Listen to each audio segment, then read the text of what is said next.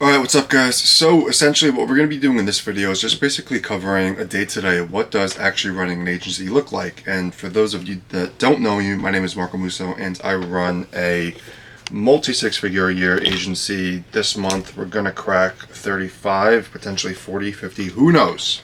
Right? We can all just close, 5, 6K pips back to back to back. That is the nature of sales and the game. And so basically what I'm doing right now, it is currently 12:19, and so for those of you that don't know, the way I kind of structure my day is first 4 hours is building, second 4 hours is marketing, third or last set of the 4 hours of the day is typically building your products, right? From like the peak hours of like 10 to 2, 10 to 3, whatever it is, you just need to be dialing because it really just comes to having a good marketing and sales system, and sales is just essentially setting appointments, closing appointments, as simple as that.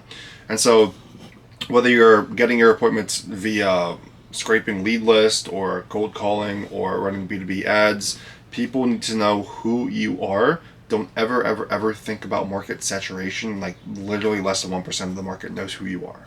Like especially if you're not spending, 500 to $1,000 a day at bare minimum, less than 1-2% of the market actually knows who you are. And there's always room at the top too, right? So anybody watching this, any one of you guys can start an agency and you guys can, make multi-six figures in a single month. There will always be room at the top. That's just how market and capitalism works. And don't ever think that you can be capped, okay? Now, what I'm doing essentially right now is I'm still taking closing calls. So if you're still taking closing calls, your days are essentially going to be jam-packed. Like I'm currently spending less than $500 a day on ad spends, but my days are literally just living calendar by the calendar, by appointments, by all the team meetings. And it's not, and this is a very volatile position to be in because as founder, you need to just make sure that you continue to push through this phase and not quit, not slow down, not stop taking any of those risks that got you here in the first place. And so what do I mean by this is that for a few months, if you want to get out of operations, you're going to be closing, you're still going to be managing your clients, and the progression is eventually going to be delegating the lowest leverage task to the highest leverage task over time. Now, if you have capital to deploy, then you could just do this immediately, but I'm going to be hiring a CSM next, and then it's going to eventually be a closer. So I'm still going to be taking my closing calls for at least the next 2 to 3 months. Why? It's the highest leverage thing possible. My ticket price is $6,000 for 90 days, and so I can make 6K in a single hour. That is how it goes. And so focusing on the highest leverage thing possible as founder is the most important thing, while also just continuously asking ourselves, what is the biggest bottleneck I'm facing right now? What are the 3 biggest problems I'm facing, and how can I solve these as quick and efficiently as possible? And so if you just continuously to diagnose your own problems and find solutions to them on a daily basis, you will have exponential growth, not linear, if you stay consistent.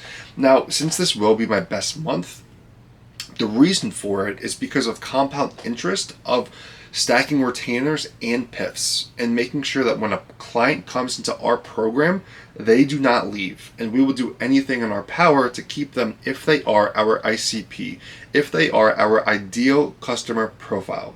Now, if they are a shitty client and they're just hanging and, being annoying all day, get fucked. Like, as you continue to grow and you have more leverage, you can say on sales calls, like I've straight up left sales calls. I've straight up said, hey, like this isn't going to work out. Goodbye. Like, you do not want to work with these types of people, because if you work with someone that is not in your avatar or your not ideal customer profile, they're just going to be wasting your time. You're not going to make as much money with them, and it's just going to give you headaches left and right. And so when you continue to grow and you have more leverage and you say to yourself, who are our best performing clients? What do they look like? How much money do they make? What type of companies do they have? What type of systems do they have in place? You get them down to their specifics, and then you create advertising or marketing and meta ads around that avatar.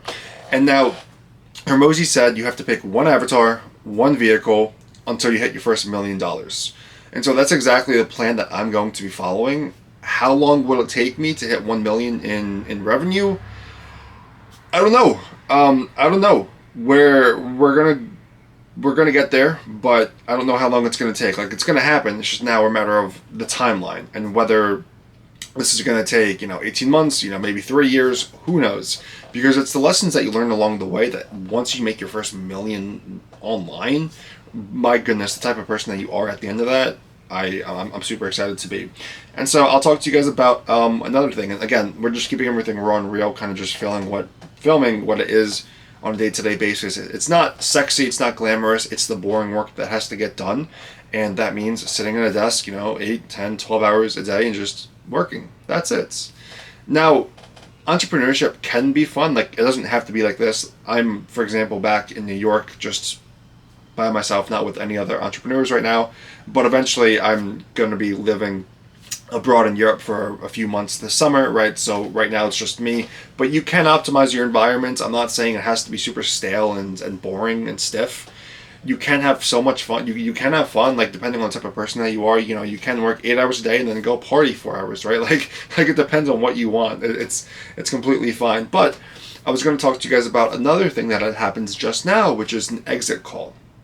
An exit call is when clients want to churn, you put in the contract that, hey, if you want to churn, if you want to leave for whatever reason, totally cool. Let's just hop on a call, see what we did on our ends so that we can never, ever, ever make that mistake again moving forward, and that we leave the relationship off on good terms. Because it's true that clients will come back to you. It's true that even after working for a month, you could still ask for a testimonial. Like a rule of thumb, guys, if you know a client is going to leave, then just squeeze as much as you can out of them, whether it's a testimonial, a referral, or whatever it so be, as long as a relationship is good. It's not a bad thing to ask. They're, of course, going to help you if it's mutually reciprocal. And so on this exit call, what you want to do is you want to basically what people in this space call the Slim Shady method, which is telling them all the problems that the relationship faced immediately. So you could open up the call and be like, hey, yeah, so listen, I know that you guys sent me an email, regarding wanting to churn because of the lead issue, and, here's X, Y, and Z about the lead issue, and here's exactly how we're going to fix it. I know you spoke about the lead quality issue, here's the lead quality problem, and here's exactly how we're going to fix it.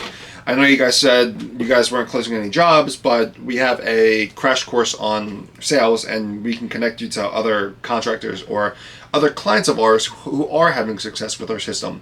Now, we're willing to do anything in our power to make this relationship work, so long you guys are willing to work with us as well.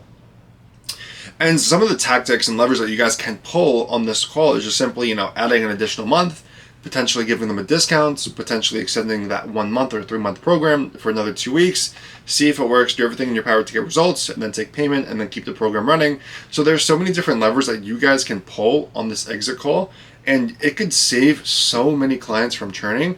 And not only just that idea in and of itself, but also make you a shit ton more money on the back ends if clients were supposed to churn. And so I now have another call with this company in a couple of days because the founder wasn't there and some of their sales reps weren't there. But if this relationship ends up staying, which I'd like for it to stay, like they're a great company, great people. I'm texting the sales reps like off my personal number about their own companies, about their own side gigs, right? So it's a really cool relationship, and I'd love for it to continue. We got them close to 20 appointments in a single month, over 40 leads, and it came down to quality issue, and that's where it's like, okay, what's your sales process look like? Okay, do you want us to connect you with other contractors in the area and that are having success with our program, right? So it depends on their problems, why they're pausing, and then finding those solutions to those problems and saying like, hey, like, listen, we really enjoyed the last month of working with you guys. We would love to continue this relationship. Here's exactly why we need more than 1 month to show you that Meta ads or that the system works in your favor. And just lay it out for them, and as simple as that. I mean, it's as simple as that. And so that is essentially what a typical day looks like. And besides that, the morning, if you guys have a team, do all the team meetings in the morning. Do not take calls, I don't know, afternoon or early evening. It's just going to mess up with the flow. But also block off a period for deep work in the morning. That's where you build. That's where you create SOPs. That's where you do all the foundational stuff for your team. And so I hope this day to day kind of gives you guys perspective on how to go about your days, or at least what I'm doing, and seeing how this can be of value to you. And I'll see you in the next part.